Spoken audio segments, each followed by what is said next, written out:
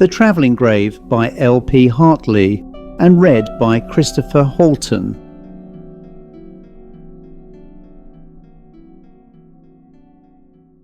Before we begin tonight's story, it is worth remembering that L.P. Hartley possessed a very unusual gift among writers of supernatural fiction. Unlike many horror authors, Hartley rarely relied upon overt terror, violence, or spectacle. Instead, he specialized in something quieter, the slow corrosion of certainty. His stories often begin in comfort, civility, and faint absurdity, only to drift gradually into regions of genuine unease. The Travelling Grave is perhaps one of his strangest and most memorable tales. At first glance, it appears almost comic.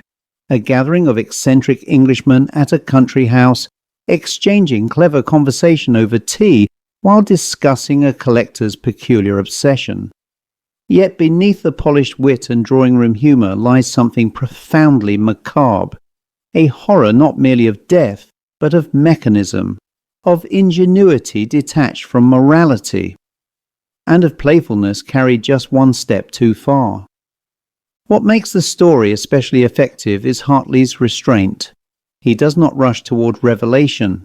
Instead, he allows the atmosphere to tighten gradually, almost imperceptibly, until the ordinary comforts of an English country weekend begin to feel subtly distorted. Even the house itself seems to participate in the deception. And at the centre of it all stands Dick Munt, one of those deeply English fictional eccentrics who would be amusing were they not also faintly terrifying. Tonight's tale is not a ghost story in the traditional sense. There are no spectral figures rattling chains through candlelit corridors. The horror here is colder, stranger, and perhaps more disturbing because it feels faintly plausible.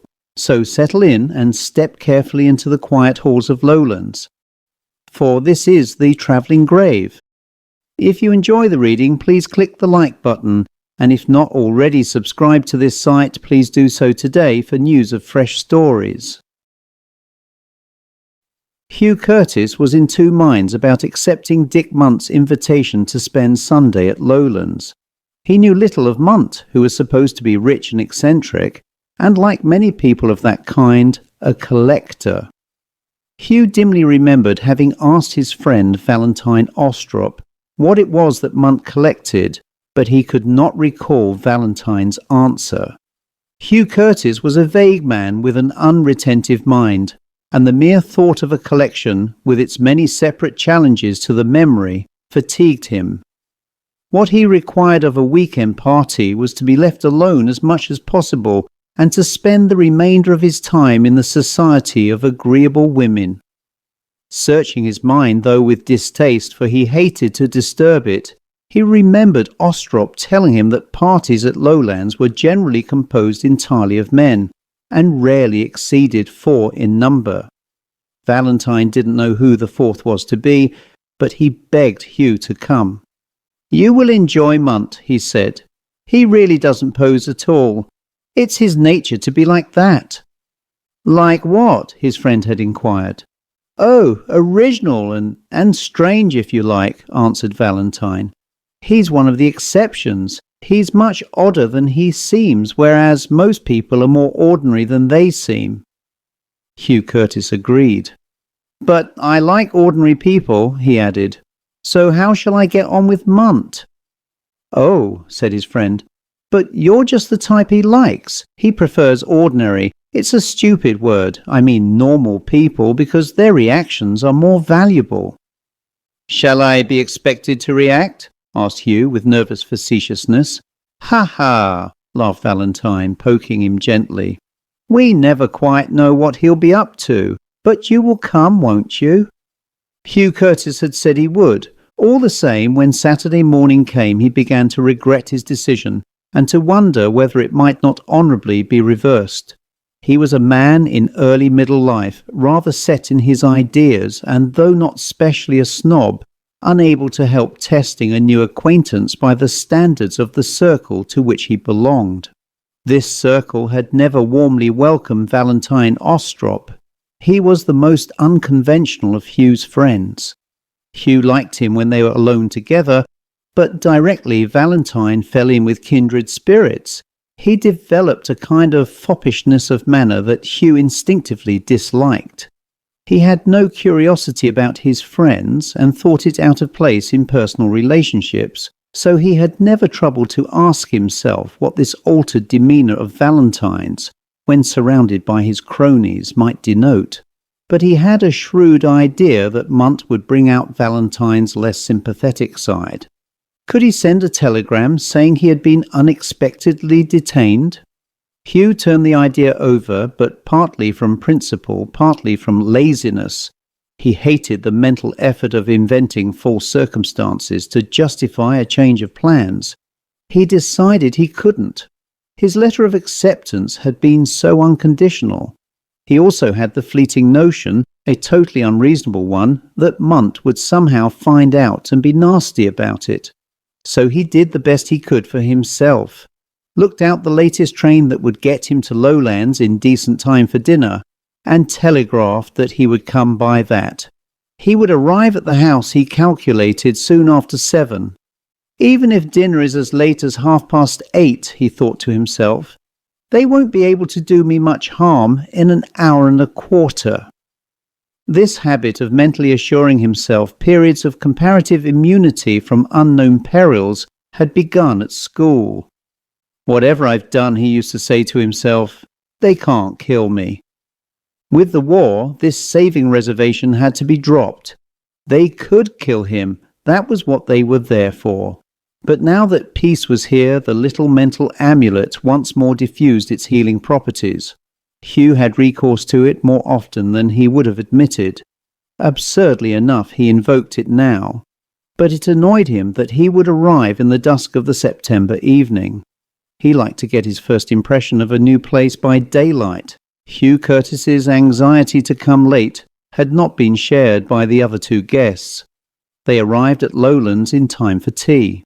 Though they had not travelled together, Ostrop motoring down, they met practically on the doorstep, and each privately suspected the other of wanting to have his host for a few moments to himself. But it seemed unlikely that their wish would have been gratified, even if they had not both been struck by the same idea. Tea came in, the water bubbled in the urn, but still Munt did not present himself, and at last Ostrop asked his fellow guest to make the tea. "You must be deputy host," he said. "You know Dick so well, better than I do."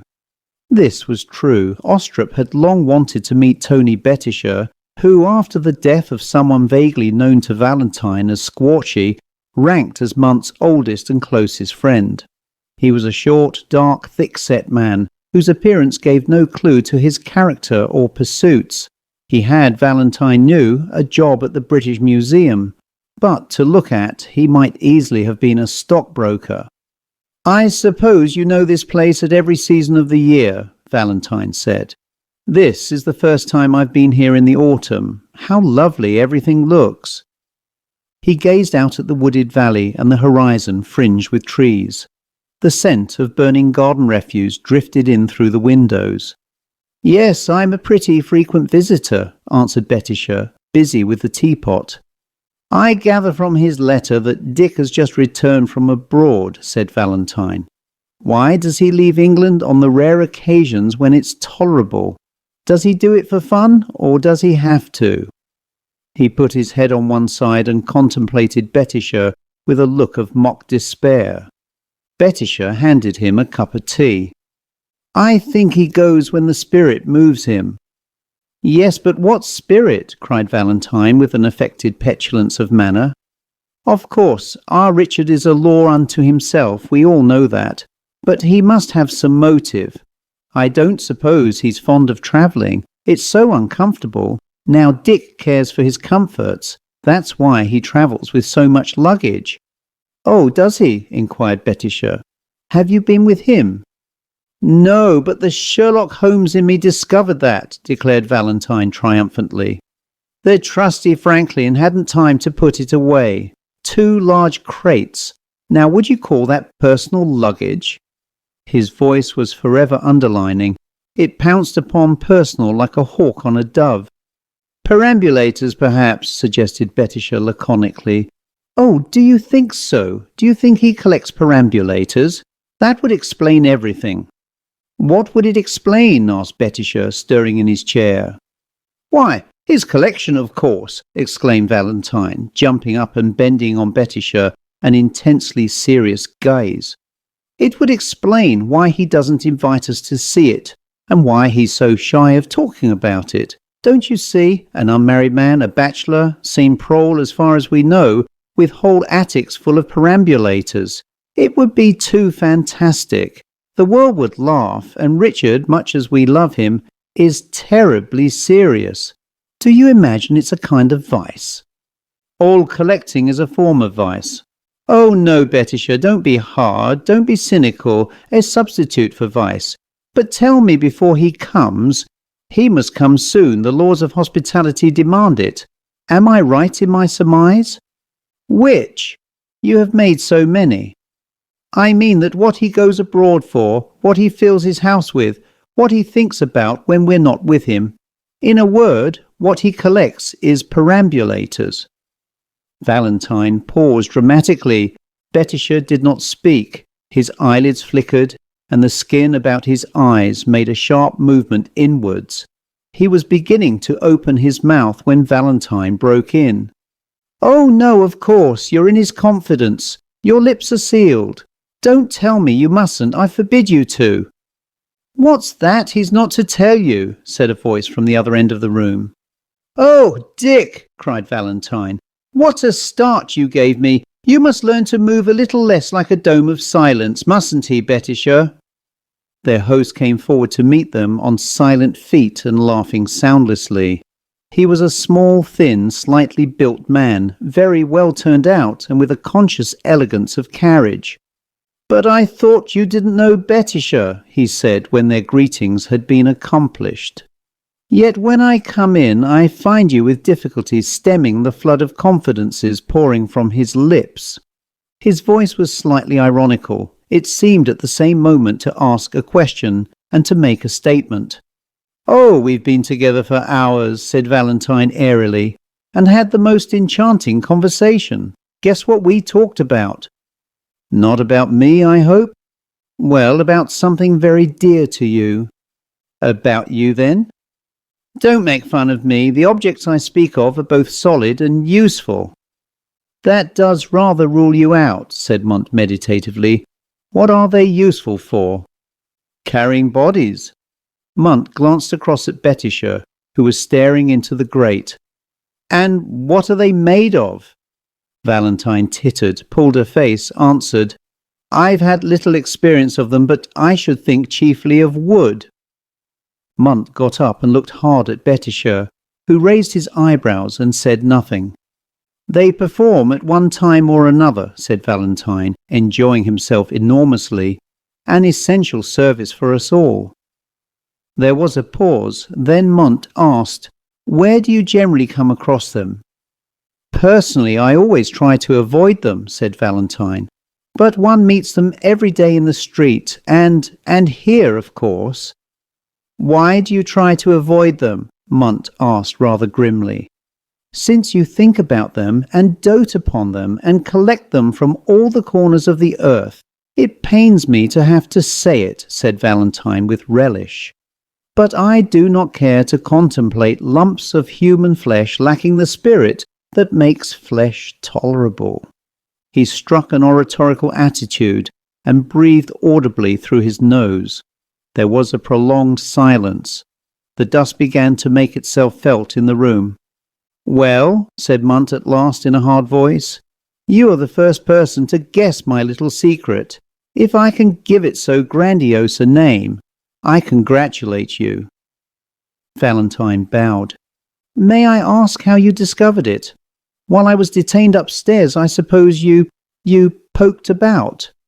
His voice had a disagreeable ring, but Valentine, unaware of this, said loftily, It was unnecessary. They were in the hall, plain to be seen by anyone. My Sherlock Holmes sense, I have 8 or 9, recognized them immediately. Munt shrugged his shoulders, then said in a less constrained tone, At this stage of our acquaintance, I did not really intend to enlighten you, but since you know already, tell me, as a matter of curiosity, were you horrified?" "Horrified?" cried Valentine. "I think it a charming taste, so original, so human. It ravishes my aesthetic sense. It slightly offends my moral principles." "I was afraid it might," said Munt. "I am a believer in birth control," Valentine prattled on. "Every night I burn a candle to Stopes." Munt looked puzzled. "But then, how can you object?" he began. Valentine went on without heeding him. "But of course, by making a corner in the things you do discourage the whole business. Being exhibits, they have to stand idle, don't they? You keep them empty." Betisher started up in his chair, but Munt held out a pallid hand and murmured in a stifled voice, "Yes, that is, most of them are." Valentine clapped his hands in ecstasy. "But some are not. Oh, but that's too ingenious of you to think of the darlings lying there quite still, not able to lift a finger, much less scream. A sort of mannequin parade." "They certainly seem more complete with an occupant," Munt observed. "But who's to push them? They can't go of themselves." "Listen," said Munt slowly. "I've just come back from abroad, and I've brought with me a specimen that does go by itself, or nearly. It's outside there where you saw, waiting to be unpacked." Valentine Ostrop had been the life and soul of many a party.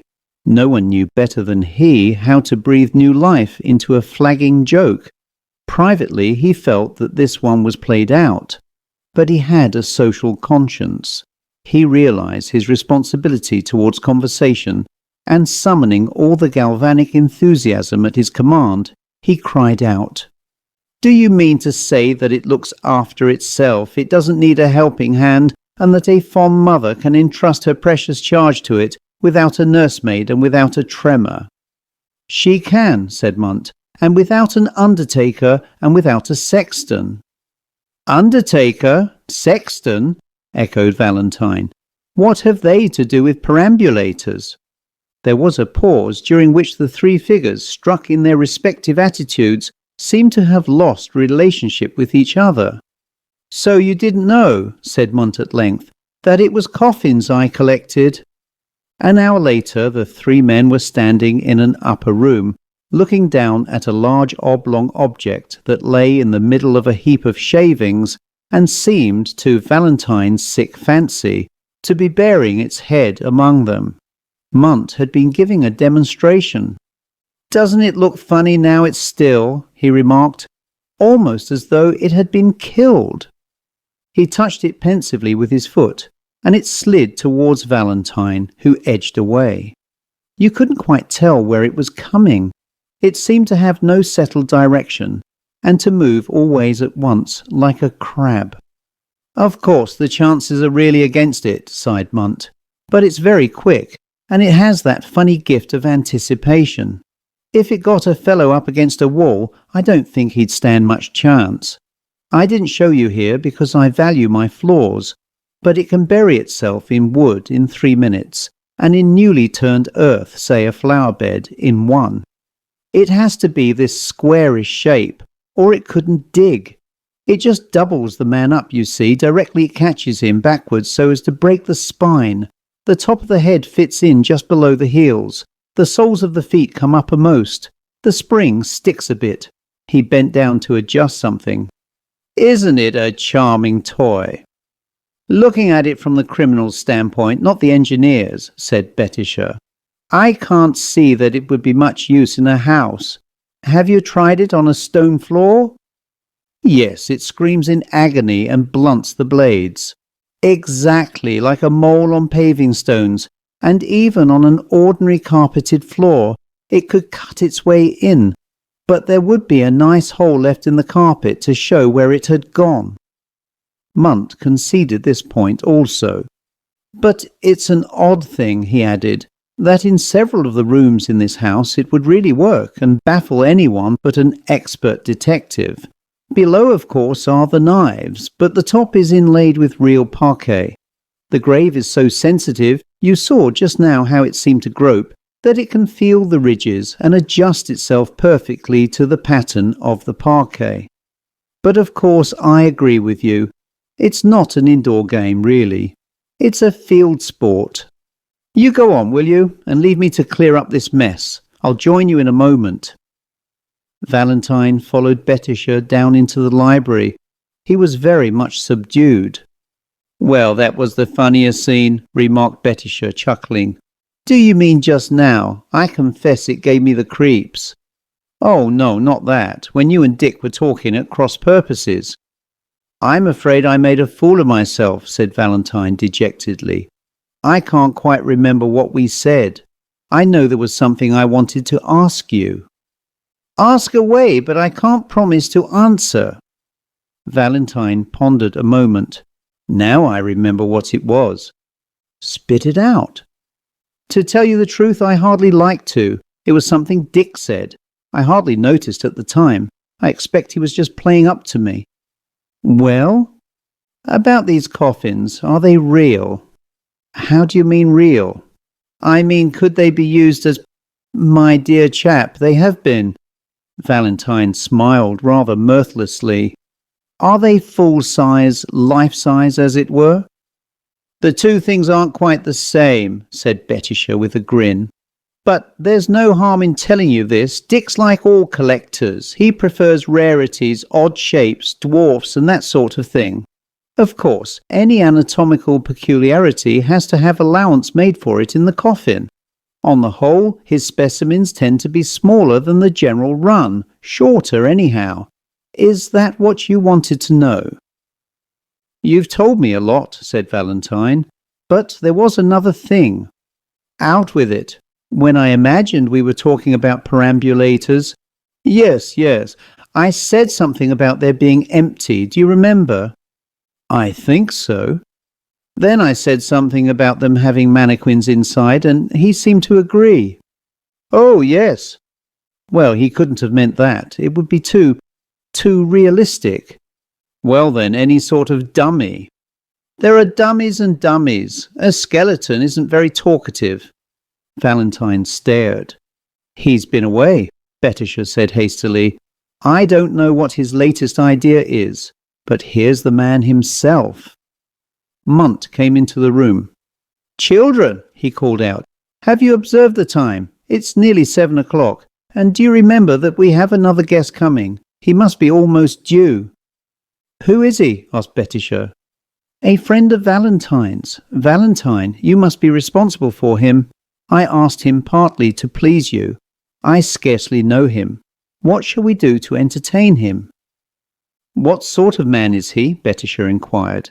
Describe him, Valentine. Is he tall or short? I don't remember. Medium? Dark or fair? Mouse-coloured. Old or young? About 35. Married or single? Single. What, has he no ties? No one to take an interest in him or bother what becomes of him? He has no near relations. Do you mean to say that very likely nobody knows he is coming to spend Sunday here? Probably not. He has rooms in London, and he wouldn't trouble to leave his address. Extraordinary the casual way some people live. Is he brave or timid? Oh, come, what a question. About as brave as I am. Is he clever or stupid? All my friends are clever, said Valentine, with a flicker of his old spirit. He's not intellectual. He'd be afraid of a difficult parlour games or brilliant conversation. He ought not to have come here. Does he play bridge? I don't think he has much head for cards. Could Tony induce him to play chess? Oh, no, chess needs too much concentration. Is he given to wool gathering then? Munt asked. Does he forget to look where he's going? He's the sort of man, said Valentine, who expects to find everything just so. He likes to be led by the hand. He's perfectly tame and confiding, like a nicely brought-up child. In that case, said Munt, we must find some childish pastime that won't tax him too much. Would he like musical chairs? I think that would embarrass him, said Valentine. He began to feel a tenderness for his absent friend, and a wish to stick up for him. I should leave him to look after himself. He's rather shy. If you try to make him come out of his shell, you'll scare him. He'd rather take the initiative himself. He doesn't like being pursued, but in a mild way, he likes to pursue." "A child with hunting instincts," said Munt pensively. "How can we accommodate him? I have it. Let's play hide and seek. We shall hide, and he shall seek. Then he can't feel that we are forcing ourselves upon him. It will be the height of tact. He will be here in a few minutes. Let's go and hide now." "But he doesn't know his way about the house." "That will be all the more fun for him, since he likes to make discoveries on his own account." "He might fall and hurt himself." "Children never do. Now you run away and hide while I talk to Franklin," Munt continued quietly. "And mind you play fair, Valentine. Don't let your natural affections lead you astray. Don't give yourself up because you're hungry for your dinner." The motor that met Hugh Curtis was shiny and smart and glittered in the rays of the setting sun. The chauffeur was like an extension of it, and so quick in his movements that in the matter of stowing Hugh's luggage, putting him in and tucking the rug round him, he seemed to steal a march on time. Hugh regretted this precipitancy, this interference with the rhythm of his thoughts. It was a foretaste of the effort of adaptability he would soon have to make, the violent mental readjustment that every visit, and especially every visit among strangers, entails, a surrender of the personality. The fanciful might call it a little deaf. The car slowed down, left the main road, passed through white gateposts, and followed for 2 or 3 minutes a gravel drive shadowed by trees. In the dusk, Hugh could not see how far to right and left these extended, but the house, when it appeared, was plain enough. A large, regular, early 19th century building, encased in cream-coloured stucco and pierced at generous intervals by large windows, some round-headed, some rectangular. It looked dignified and quiet, and in the twilight seemed to shine with a soft radiance of its own. Hugh's spirits began to rise. In his mind's ear he already heard the welcoming buzz of voices from a distant part of the house. He smiled at the man who opened the door, but the man didn't return his smile, and no sound came through the gloom that spread out behind him. "Mr. Munt and his friends are playing hide and seek in the house, sir," the man said, with a gravity that checked Hugh's impulse to laugh. "I was to tell you that the library is home, and you were to be he, or I think he said, it, sir." Mr. Munt did not want the lights turned on till the game was over. "Am I to start now?" asked Hugh, stumbling a little as he followed his guide. "Or can I go to my room first?" The butler stopped and opened a door. "This is the library," he said. "I think it was Mr. Munt's wish that the game should begin immediately upon your arrival, sir." A faint cooey sounded through the house. "Mr. Munt said you could go anywhere you liked," the man added as he went away. Valentine's emotions were complex. The harmless frivolity of his mind had been thrown out of gear by its encounter with the harsher frivolity of his friend. Munt, he felt sure, had a heart of gold, which he chose to hide beneath a slightly sinister exterior. With his travelling graves and camel talk, he had hoped to get a rise out of his guest, and he had succeeded. Valentine still felt slightly unwell, but his nature was remarkably resilient, and the charming innocence of the pastime on which they were now engaged soothed and restored his spirits, gradually reaffirming his first impression of Munt as a man of fine mind and keen perceptions, a dilettante with the personal force of a man of action, a character with a vein of implacability, to be respected but not to be feared. He was conscious also of a growing desire to see Curtis. He wanted to see Curtis and Munt together, confident that two people he liked could not fail to like each other. He pictured the pleasant encounter after the mimic warfare of hide and seek, the captor and the court laughing a little breathlessly over the diverting circumstances of their reintroduction. With every passing moment his mood grew more sanguine.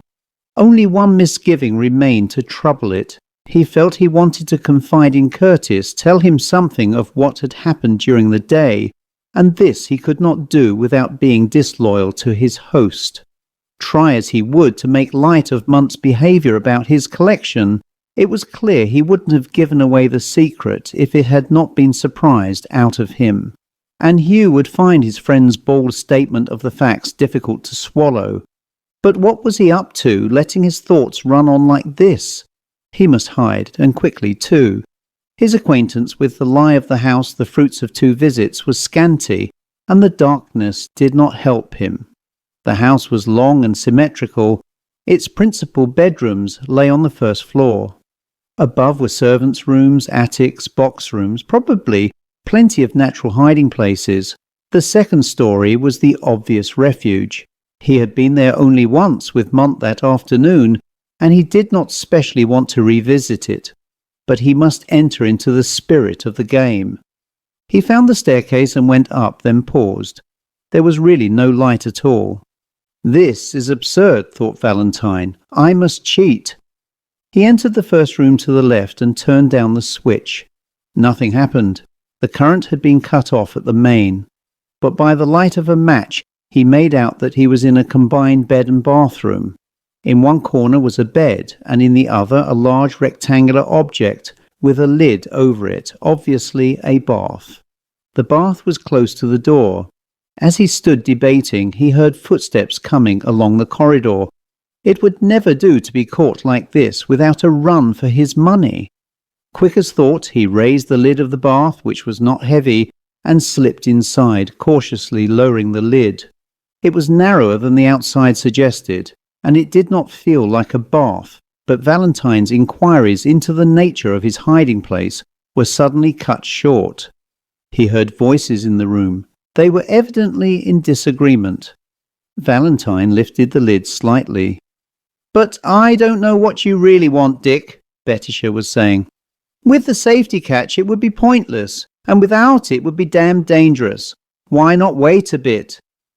"I shall never have a better opportunity than this," said Munt. "Opportunity for what?" "To prove whether the travelling grave can do what Madrali claimed for it." "You mean whether it can disappear? We know it can." "I mean whether it can effect somebody else's disappearance." There was a pause. Then Betisher said, "Give it up, that's my advice." "But he wouldn't leave a trace," said Munt, half petulant, half pleading, like a thwarted child.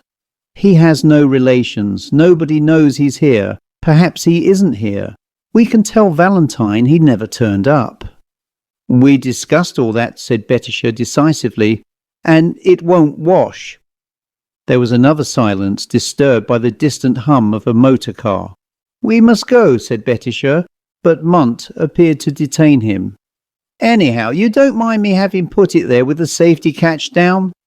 "Where?" "By the china cabinet. He's certain to run into it." Betisher's voice sounded impatiently from the passage. "Well, if it pleases you, but it's quite pointless." Munt lingered a moment, chanting to himself in a high voice, greedy with anticipation. "I wonder which is up and which is down." When he had repeated this 3 times, he scampered away. Valentine, when he had fought down the hysteria that came upon him, had only one thought: to take the deadly object and put it somewhere out of Hugh Curtis's way. He darted in, and after a moment summoned Valentine to follow. "Now, do you notice anything strange?" "I see the usual evidence of untidiness." A coat was lying on the floor, and various articles of clothing were scattered about. "You do? Well then, no deceit, gentlemen." With a gesture he snatched the coat up from the floor. "Now what do you see?"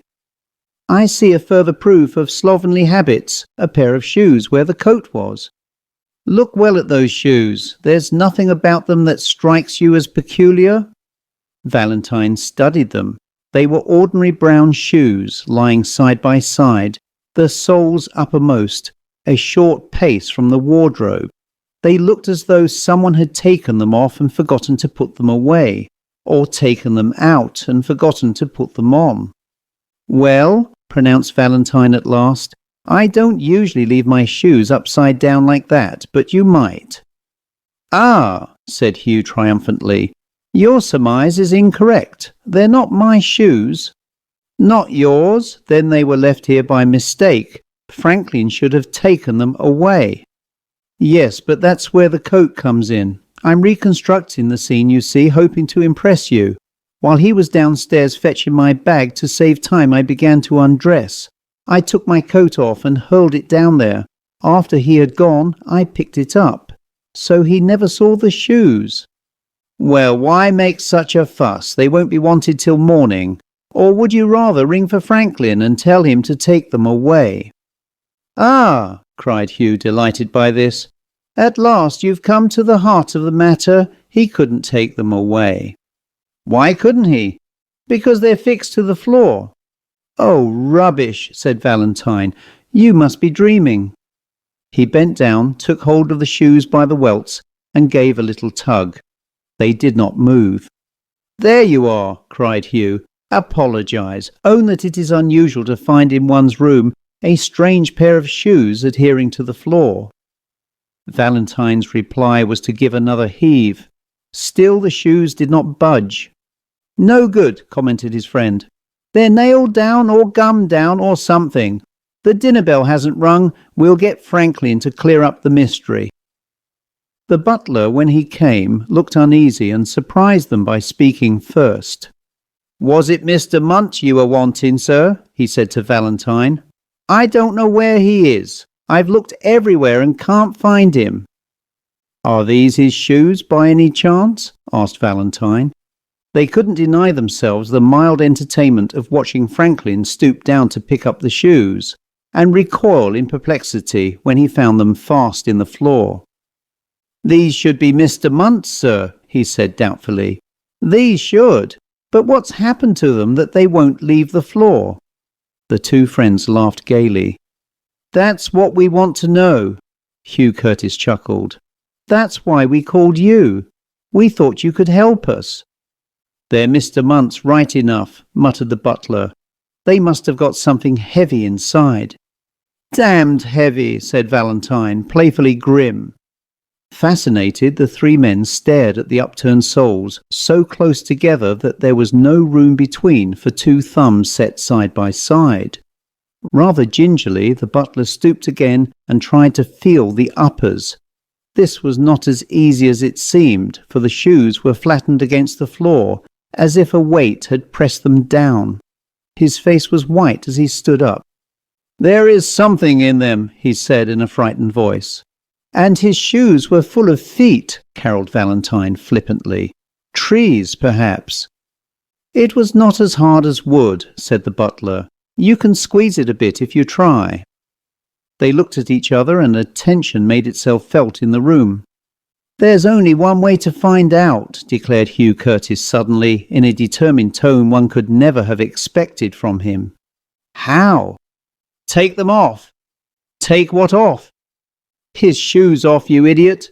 "Off what?" "That's what I don't know yet, you bloody fool." Curtis almost screamed, and kneeling down, he tore apart the laces and began tugging and wrenching at one of the shoes. "It's coming, it's coming," he cried. "Valentine, put your arms around me and pull. That's a good fellow. It's the heel that's giving the trouble." Suddenly the shoe slipped off. "Why, it's only a sock," whispered Valentine. "It's so thin." "Yes, but the foot's inside it all right," cried Curtis in a loud, strange voice, speaking very rapidly. "And here's the ankle, see? And here's where it begins to go down into the floor, see? He must have been a very small man. You see, I never saw him, but it's all so crushed." The sound of a heavy fall made them turn. Franklin had fainted.